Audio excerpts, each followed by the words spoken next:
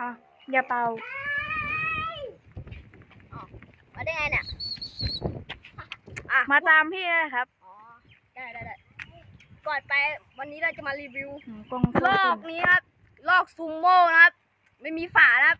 ผิวกล้องมึงโคตรคุณเบอร์10ครับถ้าเกิดกล้องมันแชทก็ขออภัยด้วยครับมันตั้งใจครับเนี่ยมีแต่เสียงรถอะไรวะเนี่ย ดูครับ FC เต็มเลยครับ FC นู่น FC คนนึง สักรอบก่อนแป๊บอีกสักรอบเราให้เสียงรถประกาศครับ3-2-1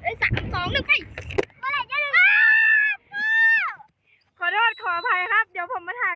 ตอนนี้ลมแรงมากนะครับแรงมาก นะครับแรงอย่างนี้เหมาะกับการตกปลาครับ เสียงโคตรดีเลยครับ หวาน มันติดมันอ่ะ หนูเนี่ยเดี๋ยวแบบดวนมีแค่นี้แหละ เอาเข้าไปครับ